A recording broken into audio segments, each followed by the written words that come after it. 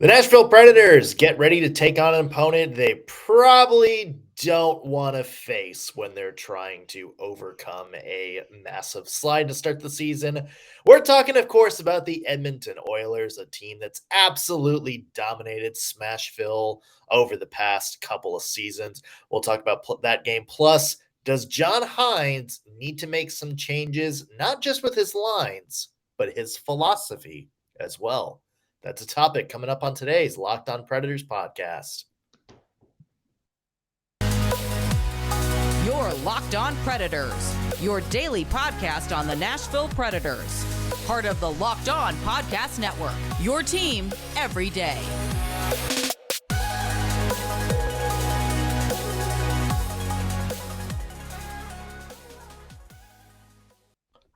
Thank you for making Locked On Predators your first listen of the day every single day. We are your free Nashville Predators podcast that's available on all platforms and on YouTube.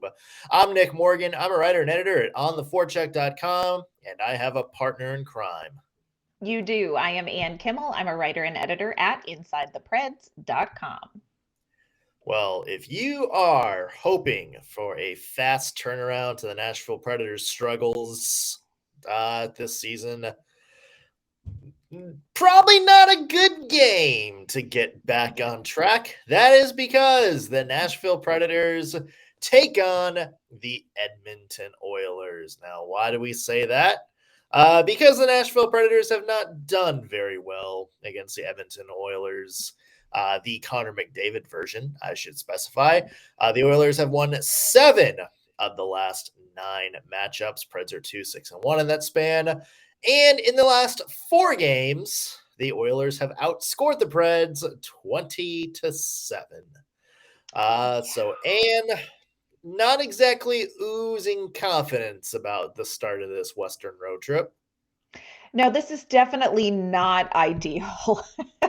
I mean, if you were picking a team where you felt like, okay, Nashville needs to get some confidence, they need to get their skates under them, they need to get some momentum going heading into this 5-game stretch on the western half of the continent. This is not the game that you would ideally want to start out with, because Edmonton has always been, in recent years, Edmonton has been such a challenge for the Nashville Predators. No matter what weaknesses you think you might be able to exploit with Edmonton, they are always able to exploit Nashville's. And so this is going to be a tough one for the Predators. Now, I will say this, the flip side is, if Nashville can come out tonight and get a win, it will be exponentially beneficial for the team as far as confidence.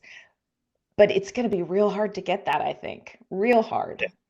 If you're looking for the perfect opponent to turn things around, it feels like you would want to go back and to San Jose and get that start, because that's when Nashville looked like Cup champions right there. Or maybe just go back to Prague. Like, maybe that's the secret. Like, should the Preds play some home games in Prague this year? Maybe. I am here for that. I'm here for that. The Prague Predators.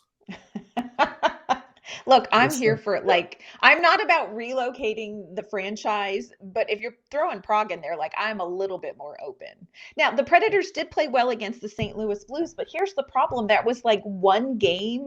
It was like a blip in a span of struggle. So it's really hard to feel super, super confident, because what the Predators have been able to string together are a number of losses due to various issues. So this is a tough game tonight. And we're still in the caveat to start any season, which is the season just started and we have a long road ahead, 70 plus more games to play this season. So who knows what the season's going to turn around. Like we said, is this just kind of a slide? Or is this kind of a sign of bigger things that need to happen? I don't think we really know that yet. And we're probably not going to know that probably for another couple of months, until we really get a bigger body of work for the Nashville Predators. That being said, there's definitely some red flags about this team that need to be addressed. We talked about the power play has been absolutely abysmal this season. They did not look good at all in their 5 chances against the Capitals. It's very perplexing, because that was one of the strengths of the Preds last season was how good the power play was, how good they were on special teams. And you look, and they did that even when that second power play unit really wasn't stepping up. They added some more firepower this year. It just hasn't looked good. And it seems like other than that St. Louis game, they really regressed against Washington as well. Not that same movement, not that same spark, not that same energy. So it really kind of begs the question, Anne, like, what do you do? Like, what do you do at the start of this road trip to jumpstart this team? See, and this is where it's so tricky because I think the answer would be different a month down the road. We're Yeah. still in that murky, like you said, we're still trying to figure out who this team is. And so you have to kind of wrestle with how many adjustments do you make saying what we're doing isn't working, or how much time do you give things being, 9, 10 games into the season to say we need to give this a little bit more time for it to click. On something like the power play, I think that it's a little bit more alarming because, like you said, when you look at how it was executed against Washington, it was perimeter movement at best. They really weren't able to get the puck in. They weren't able to get a lot of shots through. And it was like the power play of yesteryear that was so frustrating when earlier in these 9, 10 games we've seen better movement on the power play. We've seen more threats on the power play. They just haven't been successful. But now it's like, okay, this feels like it's a step backwards. And so you can't let that go for too long. But when you're looking at the big picture, it's really hard to know how much to react to what's going on with the Nashville Predators as far as making system changes, lineup changes, and everything. It's just this murky time. And you don't want to let it go too far one way or the other. But, you're stuck wondering which one it is. And I'm honestly wondering, Anne, this might be a good thing for the Nashville Predators to get on the road. They're going to be on the road for the next 2 weeks.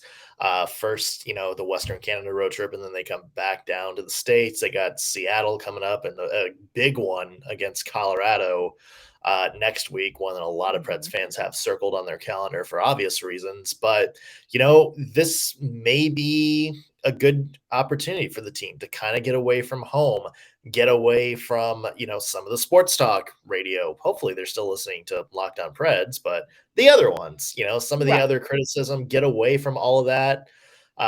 And just kind of focus on being on the road and playing hockey and not having to worry about kind of all these expectations and questions about what's going wrong.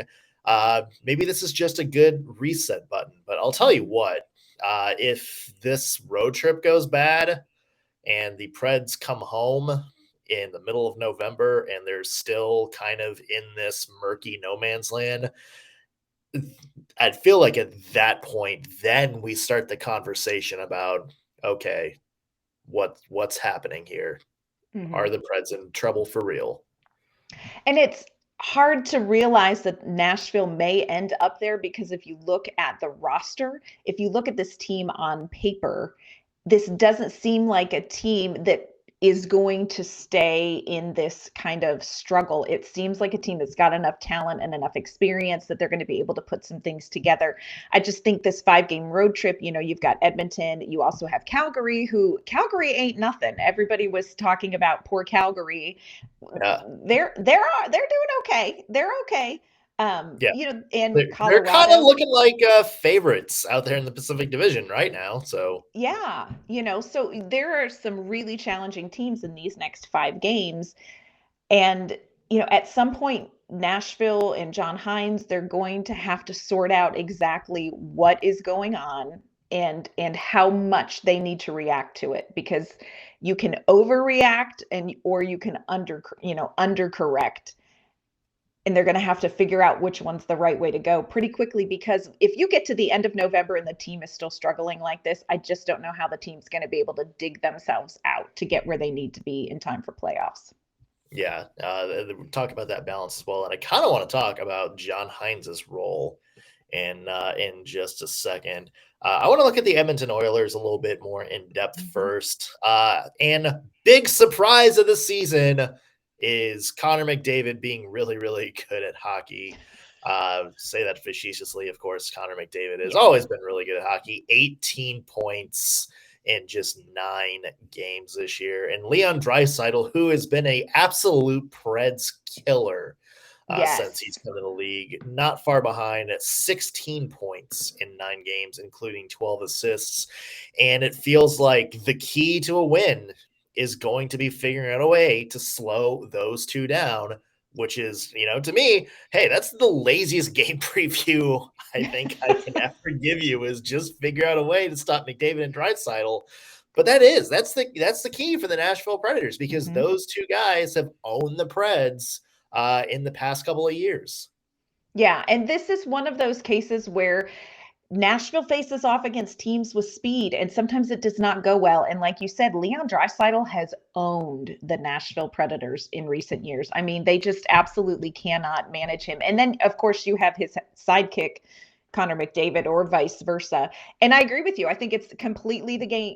It's the game preview. How are you going to beat this team? You are going to contain those two players, because if Nashville can make them less of a factor, then I think that there are opportunities for them to do some things well enough to eke out a win.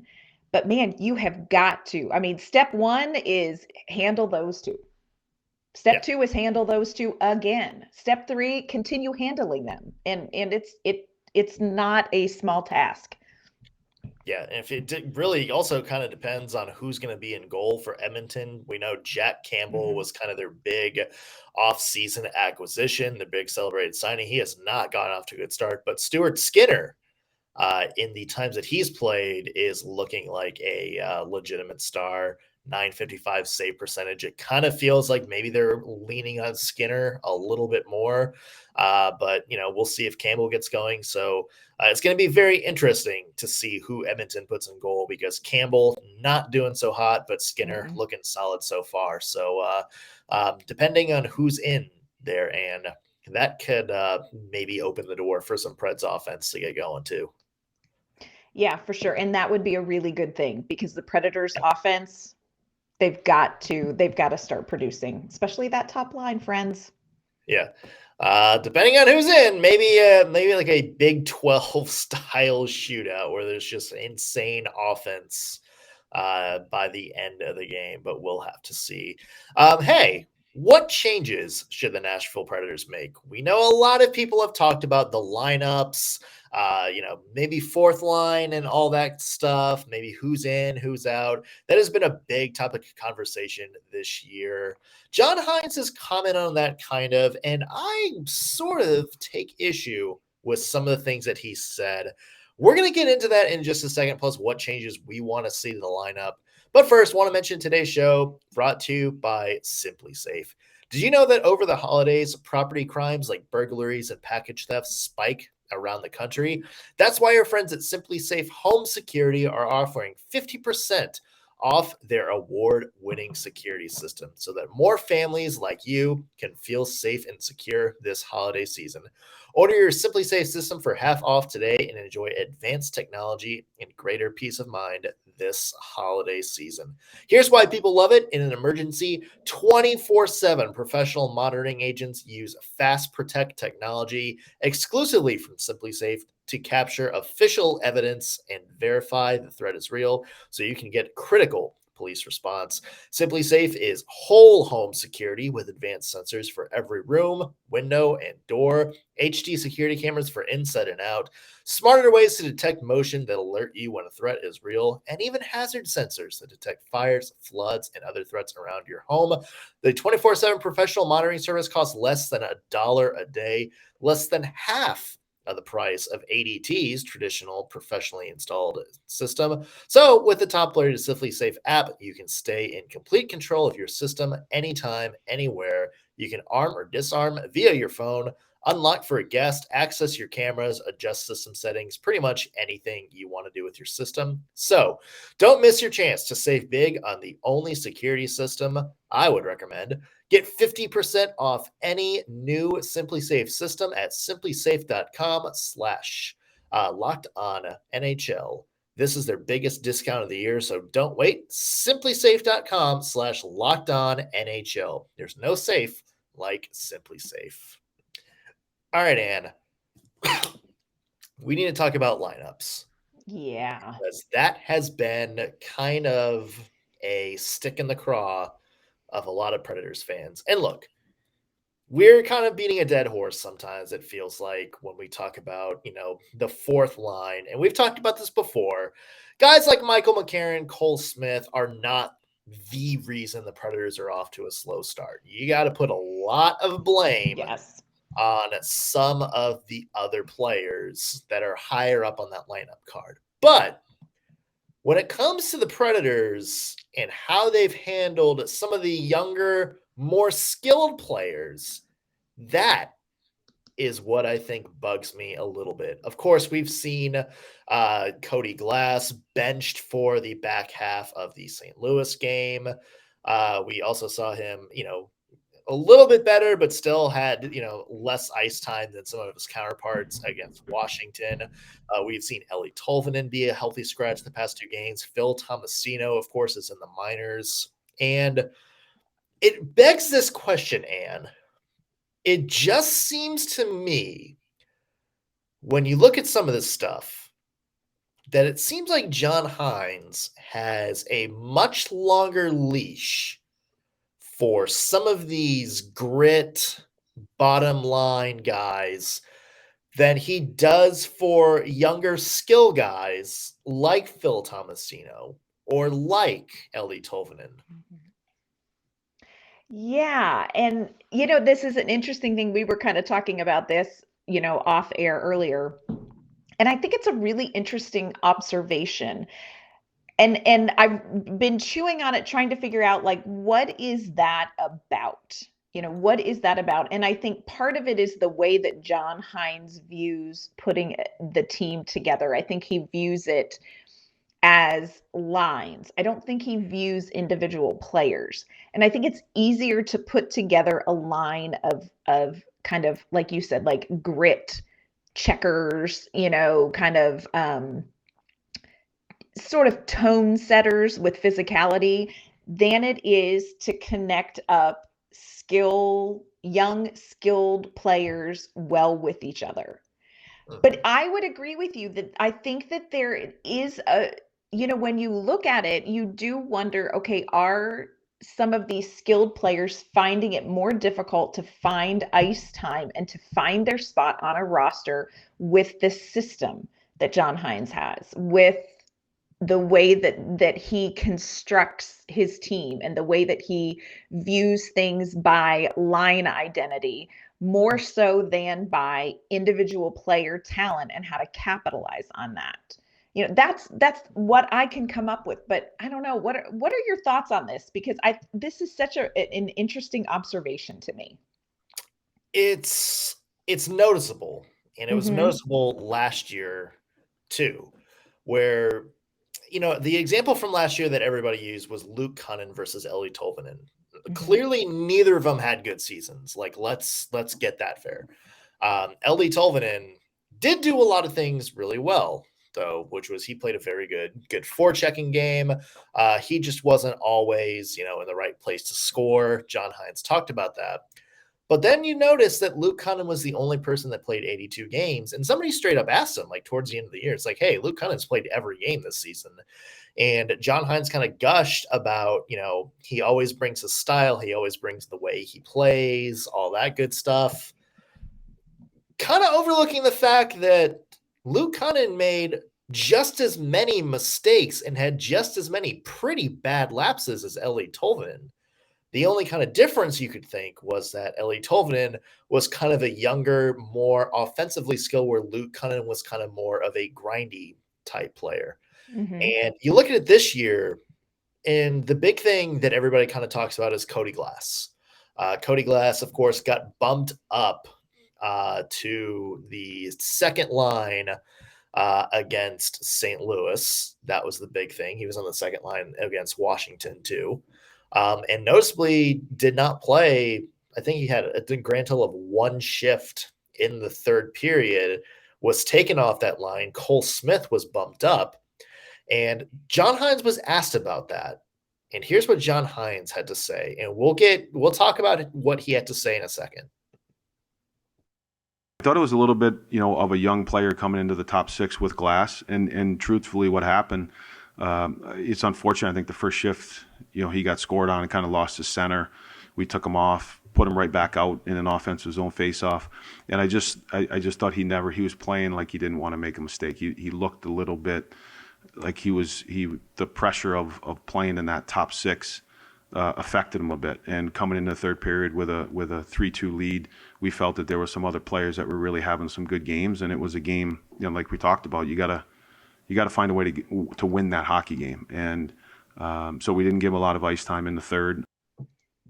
Now, John Hynes went on to say that this was before the Washington game. He said he talked to Glass afterwards, and they put him right back out there for the Washington game in the same spot, which is fine. Like, I get it. Like, I appreciate John Hynes having the candid to be like, you know what?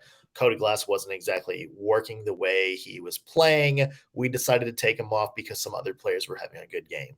I totally get that, and I totally respect that. Like, I totally respect that in a vacuum. But as we look at this entire scope of this season, I think back to the guy that took Cody Glass's spot on that line, Cole Smith. And I rewind a couple of games before that. I can't remember if it was Philadelphia or Columbus. Maybe Ann. But Cole Smith had a horrid game. Mm-hmm. This was the game in which Cole Smith took not one, but two of those bad, like, unnecessary, retaliatory frustration penalties, and was on the ice and had a breakdown that led to a goal. What was John Hynes' response? He didn't bench Cole Smith. He didn't take him off the ice. He didn't cut his ice time and say, well, he just doesn't have it tonight. We want to put some other people and give some more people on the ice time that were playing good. Cole Smith got bumped up the lineup the next game. He was on the herd line. Remember, this is when Yakov Trenin got moved up to be on that second line. Cole Smith got moved up. And again, against St. Louis, Cole Smith had a very, very good game. So credit for that. Mm-hmm. Credit for him having, the chance to go out and kind of redeem himself. But my question, Ann, why didn't Cody Glass have that same kind of go out and redeem yourself against St. Louis? Why has Phil Tomasino, after one rough preseason outing followed by a so-so preseason outing, why didn't he get a chance during the regular season to go out and redeem himself after a 32-point season last year? Why has Eeli Tolvanen been healthy scratch the last two games when really it seems like his only crime was being on a line that didn't produce?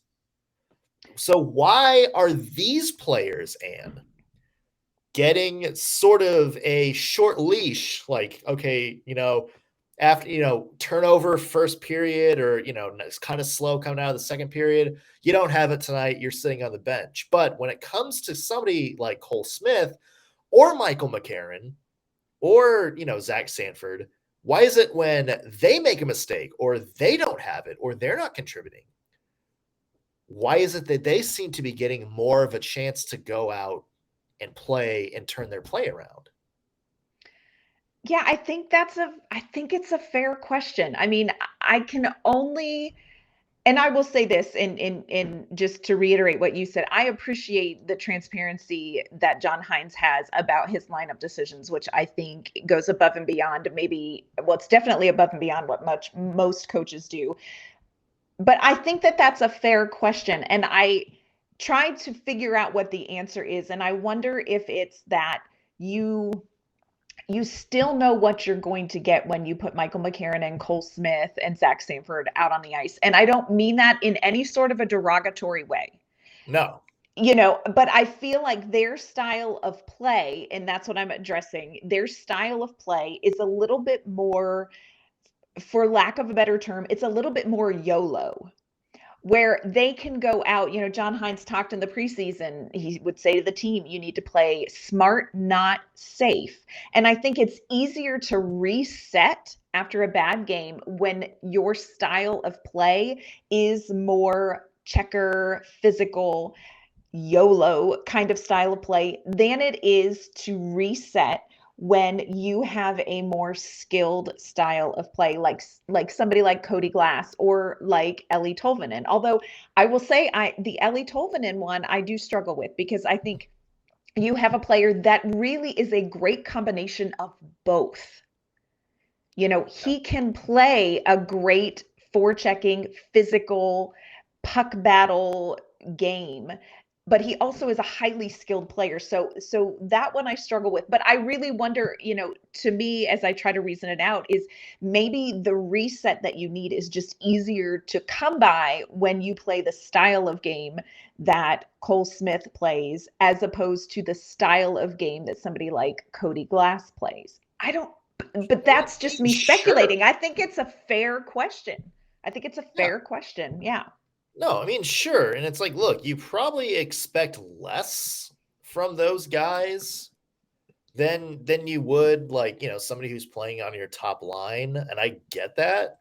Mm-hmm. But I mean, it just seems like, let me pose this question, Anne.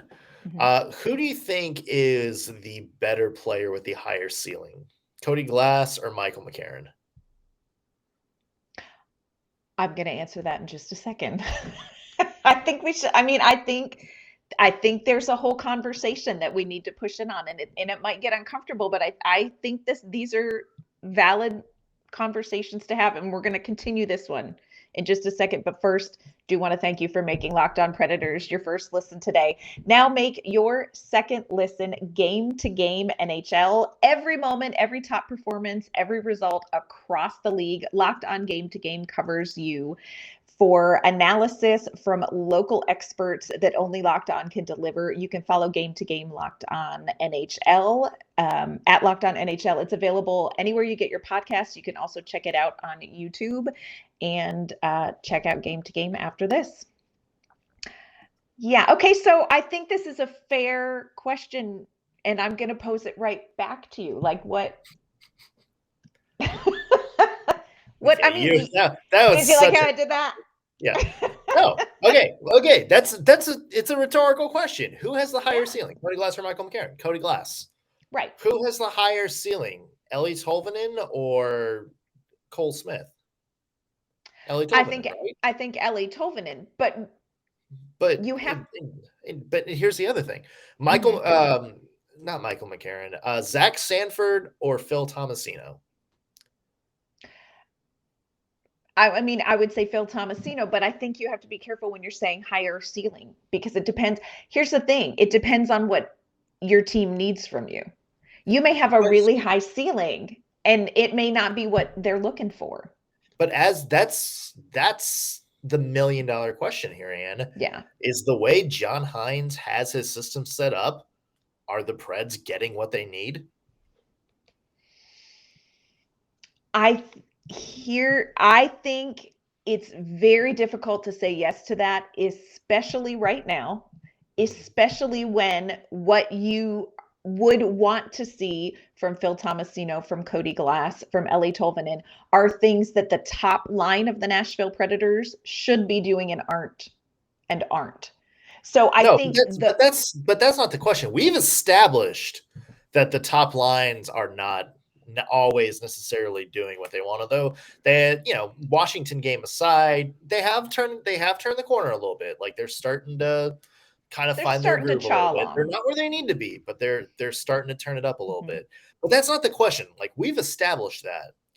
Do you think the Predators would be more of a contender with basically a second checking line, or do you need to reevaluate some things and get some more offensive depth in that lineup? And here's why I asked. We talk about John Hynes liking the identity of lines, where it's not necessarily a depth chart of players. It's he wants his first line to play a certain way. He wants his second line to play a certain way. Same with third and fourth. And he puts people that he thinks will play that certain way, that identity. That is why we have somebody like Cody Glass or Eeli Tolvanen that can go from second line to healthy scratch, because they may not be where they need to be on the second line. But he's like, well, they're not going to contribute what I want on the fourth line, so let's just healthy scratch them. And I get that philosophy, but you're taking a pretty decent player off the ice in favor of more grit. And look, we've talked about this. You have the herd line. It's not like you're a soft team. Like, you have Tanner Jeannot, who is a little wrecking ball of a human who scored 20 plus goals last year. Like, that's not nothing. That is an identity line right there. Colton Sissons right next to him, one of the best two-way forwards in, the Central Division right now. Very underrated, especially in the defensive end. If the Selke Trophy was actually for best defensive forward and not just who is the highest goal scorer who happens to take some penalty killing minutes, Colton Sissons should probably be in that conversation for actual best defensive forward. And then you have Yakov Trenin, a 17-goal scorer, who also basically is a bull in a china shop where he just ruins anybody who's on the ice with him. That's a good identity line that can also go out and do what you need. So it's not like you don't have this super aggressive line that can go out there and make things difficult for the other team. You have that.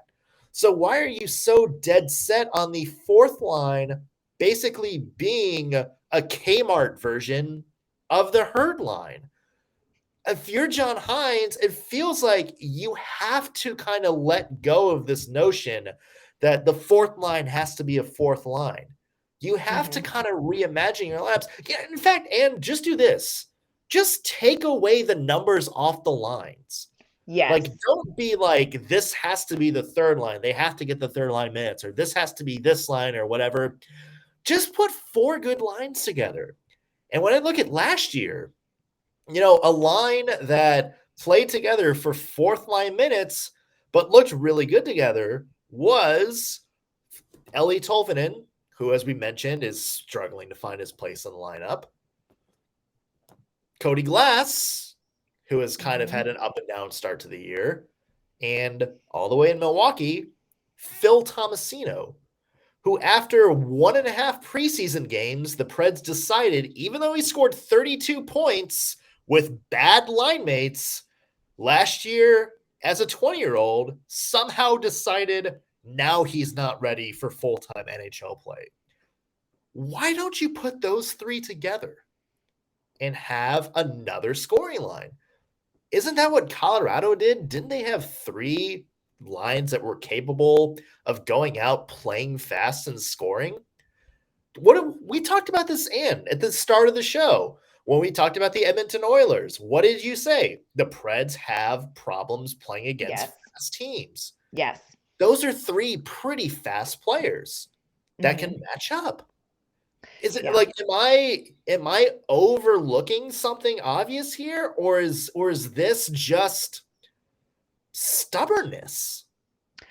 I don't know that it is necessarily stubbornness, but I think that this is a valid conversation to kind of push in on. And for me, it's not even necessarily the result of it being immediate that are so concerning. Although I think we could say if it doesn't get better, it's concerning. For me, the concern comes when you look down the road a little ways. If Eeli Tolvanen is a healthy scratch with some consistency, Eeli Tolvanen is not going to be with this franchise. If Phil Tomasino or Cody Glass are deemed not a good fit, you're going to lose those guys from this franchise. And that's where I think you have to have a moment and go, you know what? The Nashville Predators are better even now. And they're certainly going to be better a year, 2 years from now with those kind of players, that age, that skill set on the roster.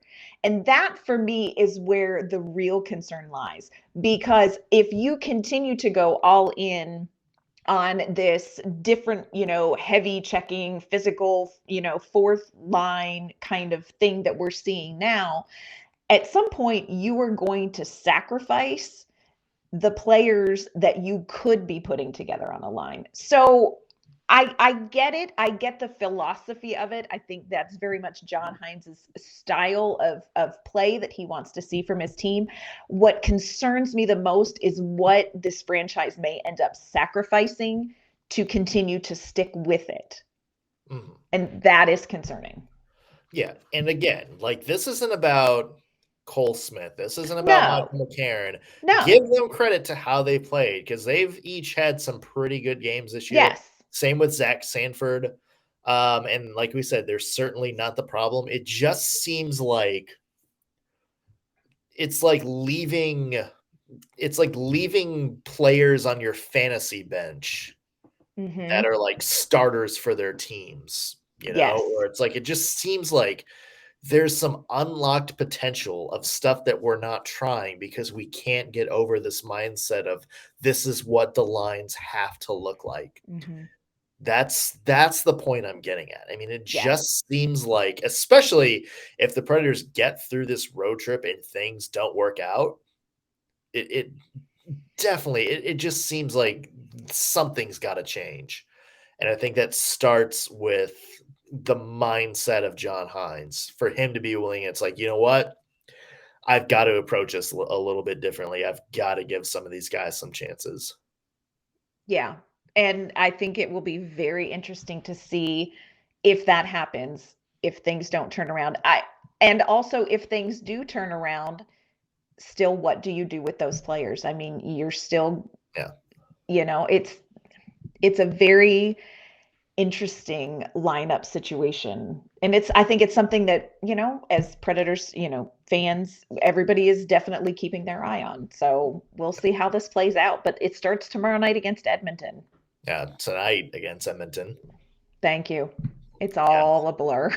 It is. It's been a week. It's been a week, It's only friends. Tuesday, folks. Yeah, against Edmonton tonight. It is a 8 o'clock. 8 o'clock. Yes, 8 o'clock Central. Making sure that was right on the calendar. 8 o'clock puck drop. And of course, we will have some post game for you tomorrow. Preds have Calgary later in the week, too. So these are two very important games. So make sure you are tuned in to Locked On Predators every step of the way. You can find us on any podcast platform: Spotify, Apple, any of that, Stitcher. Just name a podcast platform. Chances are we're on there. Or if you're just sitting at your desk bored at work, we're also on YouTube. Search us, Locked On Predators. Be sure to subscribe and hit that bell notification so you will always know when we have new episodes for you. And where can people find your work? You can find my work at InsideThePreds.com, and you can find me on Twitter at ANK_Mama on Ice. You can find me at ontheforecheck.com. Follow me on Twitter _NSMorgan. And forgot to mention, just follow the show on Twitter as well, _Predators. That's going to do it for us on today's Locked On Predators podcast. Thank you, as always, for making us your first listen of the day. We'll be back with all new episode tomorrow, recapping Preds Oilers. See you then.